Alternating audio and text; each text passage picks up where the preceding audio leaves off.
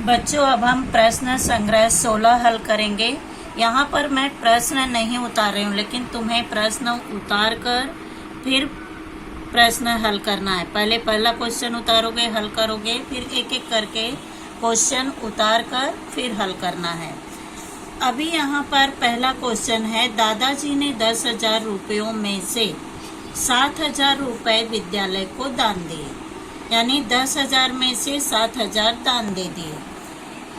उन्होंने शेष धनराशि को प्रत्येक कक्षा में सर्वांगीण प्रगति, सर्वांगीण यानी जो पूरी तरह से, यानी हर केवल पढ़ाई में नहीं और एक्टिविटी में भी दर्शाने वाले एक विद्यार्थी की दर से विद्यालय के कुल 6 विद्यार्थी में पुरस्कार के रूप में समान रूप से बांटने के लिए कहा। यानी ऐसे बच्चे जो हर एक्टिविटी में आगे हैं, तो ऐसे बच्चों को यानी कुल 6 विद्यार्थियों को पुरस्कार के रूप में समान रूप से बांटने के लिए कहा। तो प्रत्येक विद्यार्थी को कितने रुपए का पुरस्कार मिलेगा।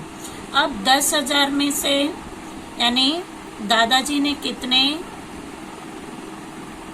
10,000 रुपए में से, यानी 10,000 में से 7,000 को हम घटा देंगे, तो यहाँ पर कितने बचे 3,000 रुपए। 10 में से 7 निकल गए, 3,000 रुपए। 3,000 रुपए जो उन्होंने 6 विद्यार्थियों में बांटे, तो समान रूप से, यानी समान रूप से देना है, तो 3,000 भागे 6, यानी 3,000 में 6 से भाग देना है, तो 6 पचे 30, 0 0, 2 शून्य उतारेंगे और भागफल में 2 शून्य बढ़ाएंगे। यानी समान रूप से बांटने पर प्रत्येक विद्यार्थी को कितने रुपए का पुरस्कार मिला। प्रत्येक विद्यार्थी को, प्रत्येक विद्यार्थी को 500 रुपए मिले। यानी 6 विद्यार्थियों को सेलेक्ट किया था, उसमें से हर एक विद्यार्थी को 500 रुपए मिले। दूसरा प्रश्न है, सैर के लिए जाते समय, यानी जैसे हम पर्यटन के लिए जाते हैं, घूमने के लिए जाते हैं, तो 50 बच्चों ने 260 रुपए प्रति बच्चे यानी एक बच्चे ने 260 रुपए दिए और बच्चों की संख्या है 50, तो 260 गुणे 50, 0 0 0, किसी भी संख्या में शून्य से गुणा करेंगे शून्य आएगा। अब 5 से गुणा करेंगे, इकाई के नीचे पहले 0 लगाएंगे, 5 6 30 को 0, 5 दूने 10 और 3 हासिल 13। यहाँ पर आ गया 1300, यानी 260 रुपए प्रति बच्चे की दर से रुपए जमा किए। कितने रुपए जमा किए, 1300 रुपए जमा होते हैं 50 बच्चों के। उसमें से 11,450 रुपए सैर में खर्च किए। यानी 1300 रुपए में से, 1 मिनट, उसमें से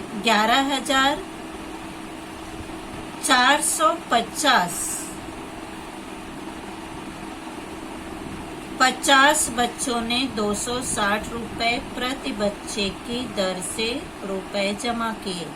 तो 260 गुणे 50, तो यहाँ 0, 5 शून्य 0, 5 6 30 को 0, 5 दूने 10, 3 13। 1 मिनट, यहाँ कुछ गलत आ रहा है, 13,000 होगा। पहले यहाँ पे 0 लगाया, 5 से गुणा किया, 5 शून्य 0, 5 6 30 को 0, 5 दूने 10, 3 13। तभी मैं बोली यहाँ पे 1300 कैसे आएगा। 13,000 13,000 रुपए जमा हुए। यानी 50 बच्चों ने 260 रुपए की दर से 13,000 रुपए जमा हुए। अब उसमें से यानी 13,000 रुपए में से 11,450 रुपए सैर में खर्च किए। तो यहाँ पर 11,450 रुपए को हम 13,000 में से घटा देंगे।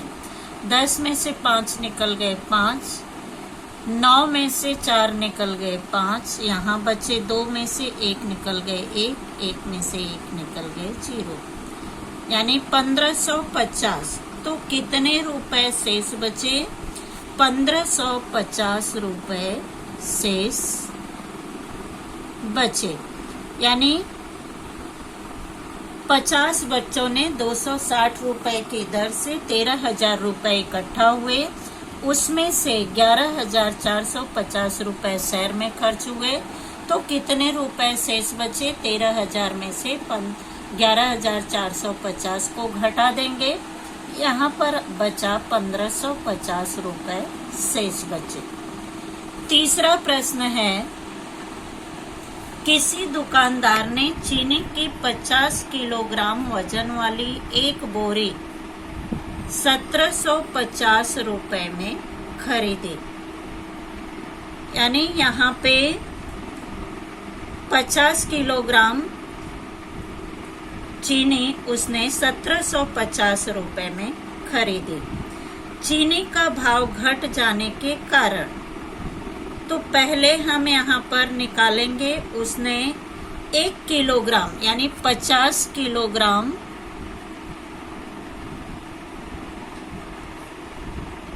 चीनी का मूल्य 1750 रुपए है। तो 1 किलोग्राम चीनी का मूल्य कितना होगा?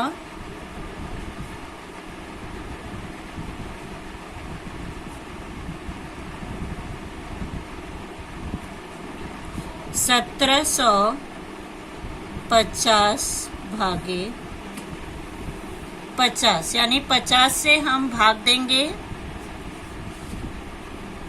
तो यहाँ पर 1750 में 50 से भाग देंगे। 50 दूना 100, 50 तिया 150, 3 भागफल ले जाएंगे। यहाँ पर आया 5 और 7 में से 5 गए 2, यहाँ 0 लाएंगे। 50 पच्चे 5 शून्य 0, 5 पच्चे 25, यानी यहाँ पर 1 किलोग्राम चीनी का क्रय मूल्य कितना है? 35 रुपए। अब यहाँ पे दिया है चीनी का भाव घट जाने के कारण पूरी चीनी 32 रुपए की दर से बेचना पड़ा। तो यहाँ पे 32 गुणे 50,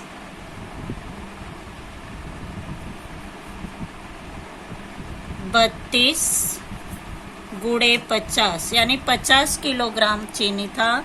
अगर 32 रुपए की दर से बेचते हैं तो 32, यानी यहाँ पे 30 नहीं 32, 0 से गुणा करेंगे तो यहाँ पर 0 आया। फिर यहाँ 0, 5 दूनी 10 को 0, 5 तिहाई 15, 15 1 16,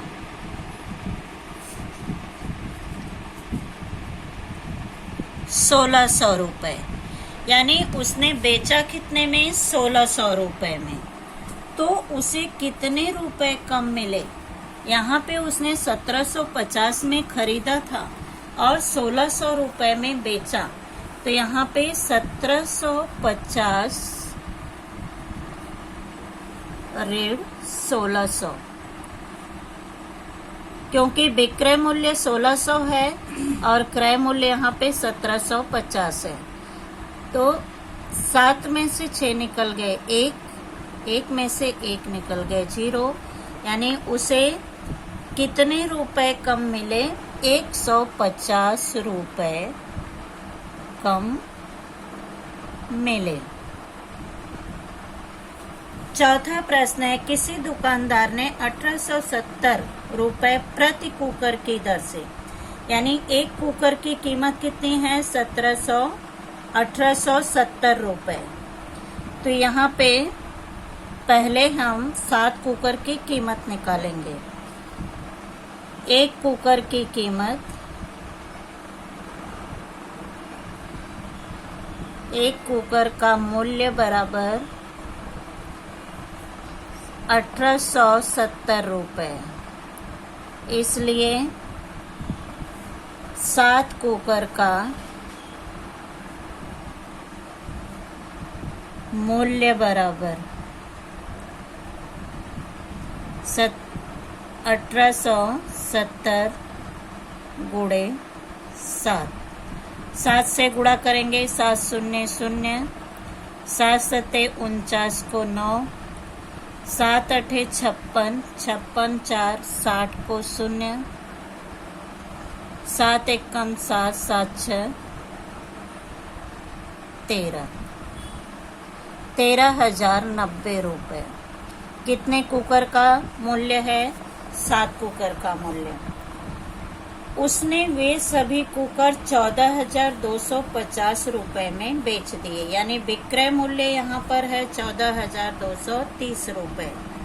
तो उसे कितने रुपए अधिक मिले? यहाँ पर क्या करेंगे, 14,230 रुपए में से 13,090 को घटा देंगे, क्योंकि क्रय मूल्य है 13,090, यानी इतने रुपए में उसने 7 कुकर खरीदा और 7 कुकर को उसने 14,230 रुपए में बेच दिया। तो कितने रुपए उसे अधिक मिले अथवा कम पूछा है। तो विक्रय मूल्य अधिक है, क्रय मूल्य कम है, यानी यहाँ पर उसे लाभ हुआ। 13 में से 9 निकल गए 4, यहाँ पर 1 बचे, 4 में से 3 निकल गए 1, 1 में से 1 निकल गए 0, 1,140 रुपए अधिक मिले। अब 5वां प्रश्न है यहाँ पर, किसी सोसाइटी के 14 परिवारों ने मिलकर 8 बोरे गेहूं खरीदा। प्रत्येक बोरे में 98 किलोग्राम गेहूं था। पूरा गेहूं सोसाइटी के सभी परिवारों ने समान रूप से बांट लिया। तो प्रत्येक परिवार के हिस्से में कितना किलोग्राम गेहूं आया? पहले हम 8 बोरे में कितना किलोग्राम गेहूं था? ये प्रत्येक, यानी एक बोरे में 98 किलोग्राम गेहूं, यानी 98 गुणे 8। एक बोरे में 98 किलोग्राम गेहूं था, तो 8 बोरे में कितना किलोग्राम गेहूं था? तो 8 अठाई 64 को 4, 8 नवा 72, 72 और 6 78, यानी 784 किलोग्राम गेहूं था।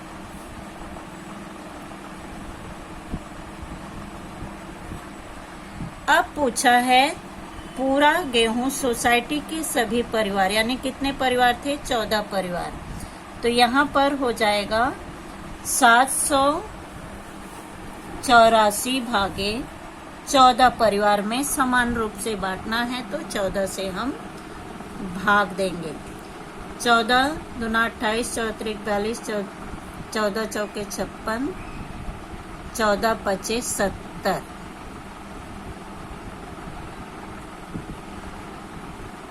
8 आया, 7 में से 7 निकल गया 0, 14 छक 84।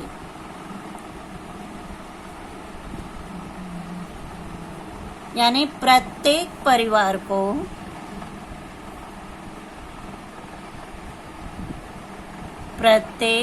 परिवार को 56 किलोग्राम गेहूं मिला।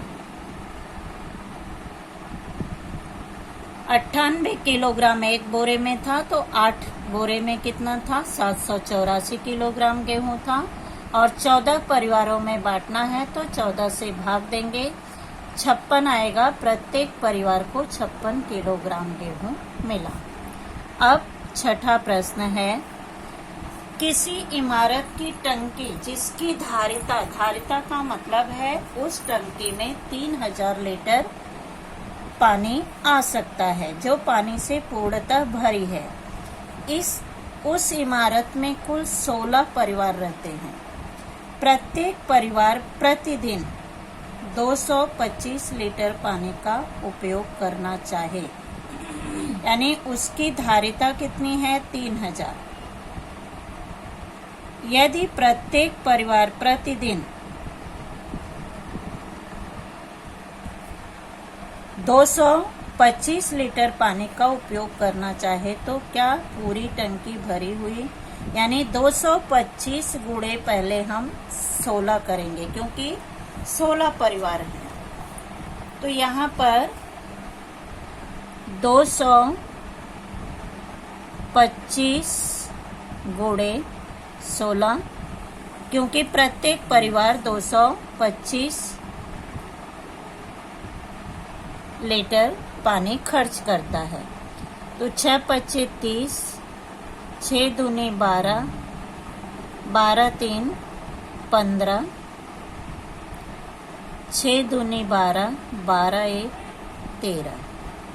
1 से गुणा करेंगे, 1 25 5, 1 दुक्के 2, 1 दुक्के 2, 0, 5 5 10 को 0, 3 2 5 और 1 हासिल 6, 2 और 1 3, यानी 3600 लीटर पानी खर्च करना चाहे तो क्या पूरी भरी हुई टंकी का पानी सभी परिवारों के लिए पर्याप्त होगा? नहीं, क्योंकि उसकी धारिता 3000 है और प्रत्येक परिवार में 3600 लीटर पानी खर्च हो रहा है। तो प्रतिदिन कितना पानी कम पड़ेगा? यानी यहाँ पे हम 3000 में से धारिता, टंकी की धारिता कितनी है? टंकी की धारिता 3000 लीटर है, यानी उस टंकी में केवल 3000 लीटर ही पानी आ सकता है। और 16 परिवार मिलकर 3600 लीटर पानी खर्च करते हैं। तो यहाँ पर 3600 3000 600 ऋण 3000 बराबर 600 लीटर पानी। तो यदि पर्याप्त न हो तो प्रतिदिन कितना पानी कम पड़ेगा? 600 लीटर पानी कम पड़ेगा, क्योंकि उस टंकी में केवल 3000 लीटर पानी आ सकता है, जबकि खर्च कितना हो रहा है? 3600 लीटर पानी।